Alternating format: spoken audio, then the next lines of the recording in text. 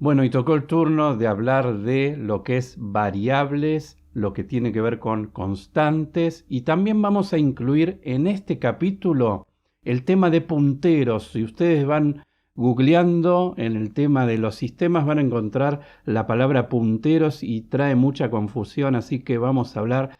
En este capítulo va a ser un poquito largo, pero vamos a explicar muy detalladamente cada concepto porque esto es uno de los conceptos más importantes a la hora de desarrollar software que ustedes tienen que entender. Como dijimos al comienzo, todo parte de la imitación de nuestra mente, de nuestras costumbres, nuestros pensamientos y nuestros mecanismos cerebrales que hacen a la resolución de problemas. De ahí salen los lenguajes de programación, de ahí sale el mundo del software. Vamos a encontrar un paralelismo a nuestro día a día en cada una de las operaciones. Vamos a concentrarnos en nuestro cerebro. Aquí vemos una imagen de lo que sería nuestro cerebro, y nuestro cerebro tiene secciones que los científicos ya han identificado, donde se encuentran nuestros sentidos, nuestra memoria, donde usamos nosotros el razonamiento, todo lo que tiene que ver con el decidir cosas, tiene una ubicación ya especificada en lo que tiene que ver en nuestro lóbulo frontal, y vamos a ver también dónde se ubica la memoria y vamos a hablar de todo esto. Vamos a quitar de esta imagen lo que más o menos no nos sirve, que es nuestra cabeza. Vamos a concentrar nuestro cerebro y concretamente vamos a hablar de dos áreas del cerebro, que es donde nosotros procesamos y pensamos y razonamos, y la otra área es donde se alojan nuestros recuerdos, nuestra memoria y donde nosotros obtenemos los datos que necesitamos para tomar decisiones. Vamos a quitar lo que no sirve y vamos a concentrarnos en nuestro lóbulo frontal y en nuestro lóbulo temporal. El lóbulo frontal es este lóbulo de color rosado, que es donde tenemos el procesador y el sistema. Hagamos de cuenta que lo estamos comparando con el software, y donde nosotros usamos esta área para muchas cosas, pero básicamente también para el pensamiento, el razonamiento, para la toma de decisiones. Cuando tenemos que resolver problemas, usamos esta área de nuestro cerebro, que es nuestra área frontal. Y luego tenemos el área de la memoria. El área de la memoria, que es esta área verde, podemos dividirla. Por ahora vamos a ver cómo se interrelacionan en estas dos áreas. El procesador está constantemente yendo a la memoria a buscar información, a obtener datos. Cuando, por ejemplo, queremos saber en qué día es hoy, cómo me llamo, bueno, toda esa información se encuentra alojada en la memoria. Y el procesador también la utiliza para brindar información. Recuerden lo que decíamos de la diferencia entre dato e información. En nuestra memoria se alojan datos y nuestro procesador, nuestra área frontal, se encarga de procesar esos datos y convertirla en información. Muy bien, ahora vamos a concentrarnos en lo que tiene que ver con la memoria, porque aquí es donde nosotros vamos a utilizar el concepto de variables, el concepto de constantes y el concepto de punteros. Si nosotros tuviéramos que separar la memoria, diríamos que hay un área que es la memoria temporal de trabajo, que es un área totalmente en blanco, que la vamos a ir llenando nosotros con datos para ir trabajando, como si fuera un anotador. Y hay un área donde está la memoria permanente de recuerdos. Esa área se va llenando, pero no va cambiando. Un recuerdo no cambia.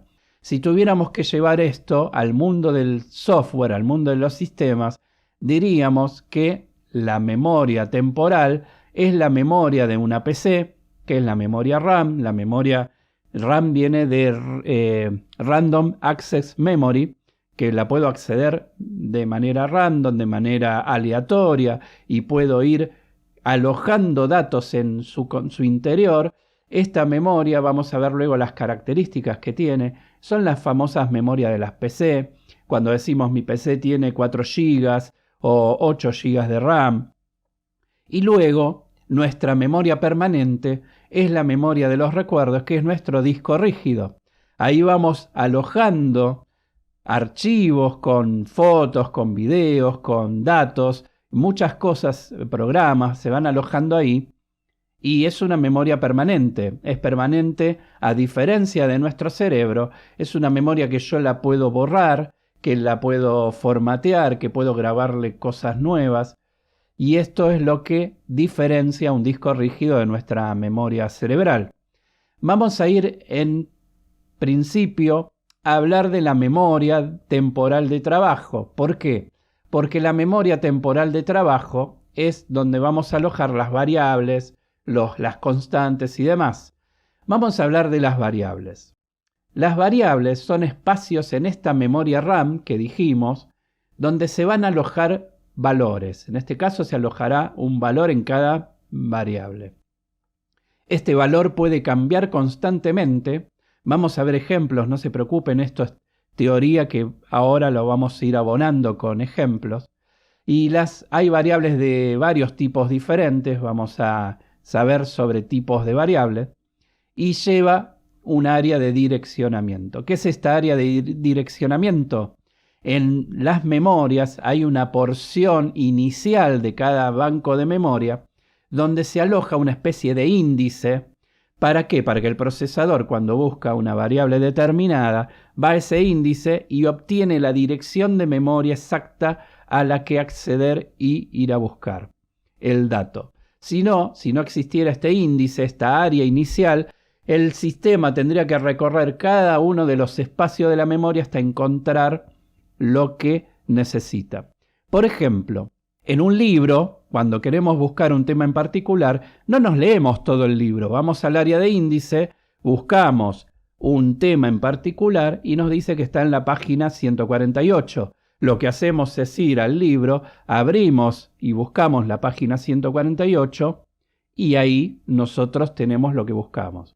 Esto es similar, hay un área de memoria de área de índice, donde cuando buscamos una variable determinada, ahí se nos da la dirección de memoria exacta donde tenemos que ir a buscar el valor. Esto no lo hacemos nosotros, no lo hace el sistema, lo hace el procesador automáticamente. Los lenguajes lo resuelven internamente. Esto no es algo que el programador tenga que tener en cuenta, pero lo menciono para que ustedes sepan cómo funciona. Muy bien. Vamos a seguir hablando de la memoria del disco rígido, solamente para mencionar las características. Nosotros dijimos que la memoria de la memoria RAM son memorias que se borran cuando apagamos la PC.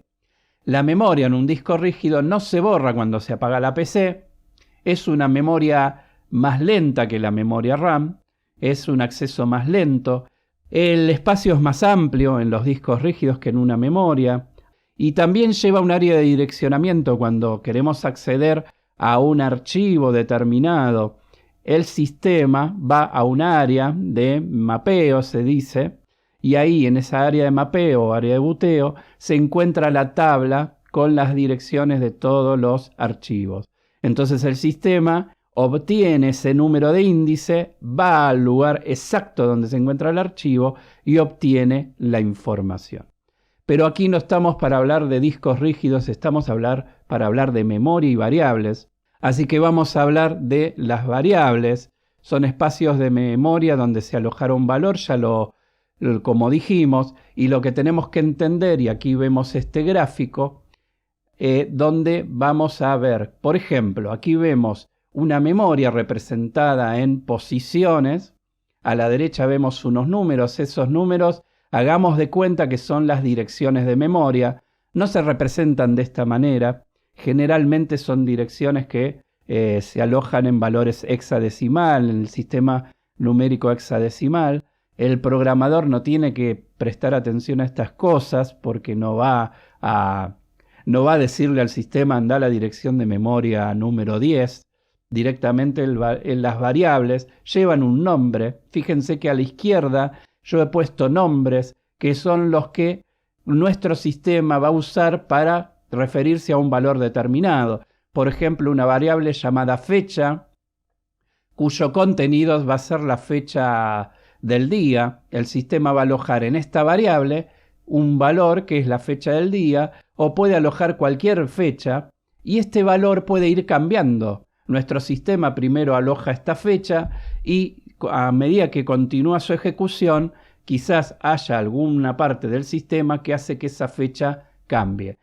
Por eso se llaman variables, porque son espacios de memoria donde se alojará un valor y eso hace que ese valor pueda ir cambiando. Son como cajones de un mueble, cajones donde primero coloco un objeto y luego retiro ese objeto y coloco otro objeto.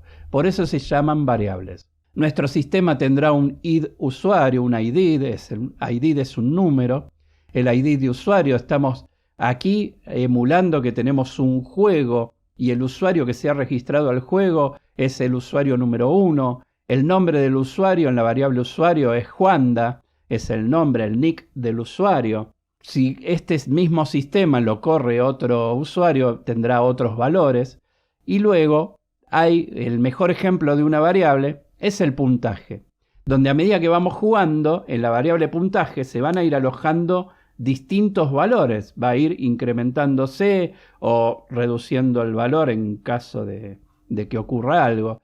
Pero fíjense que en lo que serían las primeras posiciones de la memoria no tenemos variables, sino que las variables se van alojando a medida que se van encontrando espacios en un área intermedia de memoria y en un área posterior de memoria. Vamos a ver otra imagen que vamos a tenerlo un poquito más claro, donde aquí hablamos de tipos de datos. Los tipos de datos de las variables pueden ser numéricas, por ejemplo, el ID de usuario. Pueden ser de tipo string. El string es una cadena de caracteres. En los sistemas, sobre todo en los sistemas de los lenguajes de programación más antiguos, hace una clara diferenciación de lo que es cadena de caracteres a lo que son caracteres. Por ejemplo, en C, C++, para esos lenguajes de bajo nivel, que son antiguos y que se le dice bajo nivel porque están muy cercanos a las instrucciones del procesador, se usan para hacer sistemas operativos y sistemas muy buenos, muy versátiles. Hay una clara diferenciación de lo que es un tipo de dato de tipo string, que es una cadena de caracteres, a un simple carácter. Aquí solamente se va a alojar un carácter, por ejemplo una letra, y aquí se va a alojar, por ejemplo, un nombre, un texto. Fecha es un tipo fecha, fecha y hora, o sea, hay distintos tipos. Esto es algo genérico lo que estoy explicando. Después cada lenguaje se va a ocupar de tener su propio juego de tipos de datos. Esto lo van a aprender conforme avancen con cualquier lenguaje. Cada lenguaje lo maneja a su manera. Cada lenguaje tiene su sintaxis específica. No, por eso existen varios lenguajes. Y luego tenemos el tipo de dato de tipo byte, que ya guardan caracteres, pero en formato binario. Y esto se usa para determinados sistemas que necesitan información en notación binaria. Muy bien. Vamos a ver, aquí vemos un ejemplo de asignación de valor para que vean por qué es variable, una variable. Por ejemplo, puntaje primero tuvo un valor de 50.200, fue avanzando en el juego y ya acumuló 50.215 y actualmente el puntaje del juego es 50.245. Siempre se usó la misma variable llamada puntaje y el valor fue cambiando en memoria constantemente. Esto es como un gran anotador, con la diferencia que en un anotador, si yo quiero cambiar lo que he anotado, tengo que borrarlo y volverlo a escribir, solo que esto es una gran pizarra en memoria donde vamos jugando con valores y esto es lo que va a utilizar nuestro sistema para tomar decisiones. Vamos a ver el tema de constantes. La diferencia de memoria y constantes es que las constantes son valores declarados como tal, como constantes. Ya los lenguajes de programación me dan las herramientas para decirle, esto no es una variable, esto es una constante, y se le asigna un valor fijo en el código, no en tiempo de ejecución, en el código, y ese valor no cambia nunca. A diferencia de las variables, que las variables en tiempo de ejecución, es decir, cuando yo ya estoy corriendo el sistema y en el medio de la ejecución del sistema los valores van a ir cambiando, las constantes nunca se asignan en tiempo de ejecución.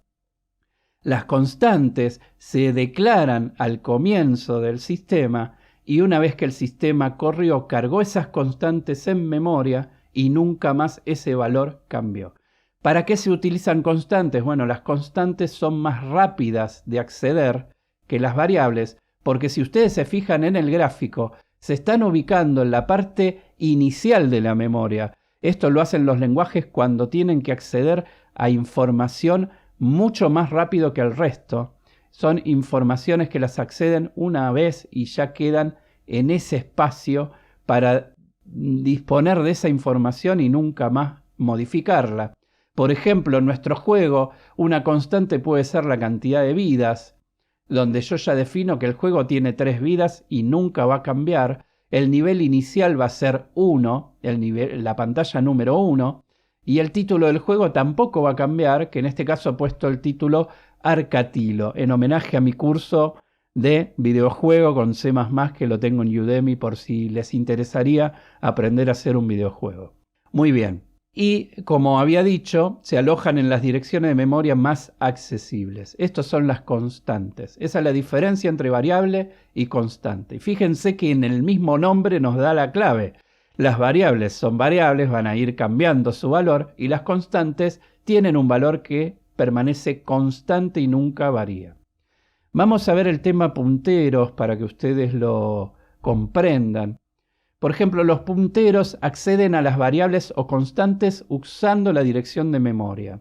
Aquí yo ya no voy a hablar de la constante vidas o la variable fecha, sino que voy a hablar de la dirección de memoria 0 o la dirección de memoria 5. Evitan que el procesador tenga que averiguar la dirección de memoria de una variable. Esto es muy usado en los sistemas porque no hay nada más rápido que esto. Y se utilizan en sistemas de misión crítica, exacto, donde en tiempo real tengo que hacer muchos cálculos y cualquier segundo o décima de segundo que yo me retrase en una operación puede ser crítico. Imagínense ustedes que hay sistemas que manejan sistemas de controles de aviones, donde la precisión tiene que ser exacta. Entonces necesito mucha rapidez.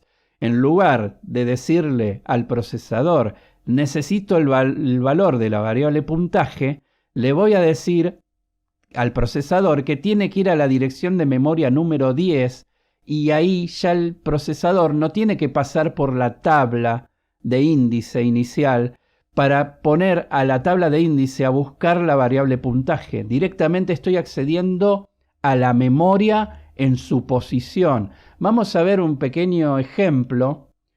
Aquí, por ejemplo, hagamos de cuenta que estas son instrucciones de un lenguaje donde yo le digo crear el puntero puntaje.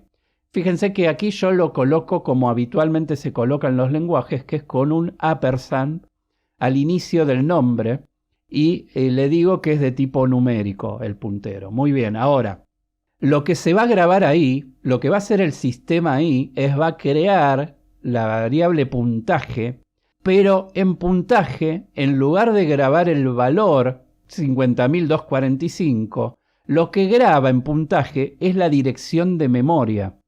El puntero, en lugar de grabar el valor 50.245, va a grabar la posición 10. Y luego le digo que en la posición 10, aquí donde dice ampersand puntaje es igual a 50.200, lo que le estoy diciendo es en la posición 10 de memoria, ya lo reconoce porque tiene un ampersand inicial, en el puntero puntaje, grabar el valor 50.200. El sistema irá a la posición 10 de memoria y alojará el valor 50.200. Esto es algo con los que ustedes se van a encontrar, van a ver que les habla de puntaje, no van a entender muy bien qué es y se está refiriendo a esto. Espero que lo hayan comprendido. Vamos a ver mucho de esto ahora que empecemos con las estructuras, porque para poder utilizar cualquier sistema y cualquier estructura de programación necesitamos de los datos. Como les dije, los datos son la parte más importante de un sistema y sin datos no hay sistema. Así que vamos a ir al próximo capítulo y vamos a empezar a programar, aunque sea ya visualmente. Vamos a ir a un sistema que tiene Google que es increíble, es un sistema online donde van a aprender ahí visualmente a programar. Y lo bueno de este sistema es que mientras ustedes van arrastrando estructuras de programación y las van comprendiendo y van realizando programas, el sistema de Google les va a ir traduciendo en distintos lenguajes de programación en código real lo que ustedes van a hacer. Pero vamos a ir paso por paso, van a aprender cada cosa a su nivel y en su detalle y vamos a avanzar en este curso que va a ser sin dudas el mejor curso para aprender a programar de manera básica y luego vamos a hacer cosas más intermedias. Nos vemos en el próximo capítulo.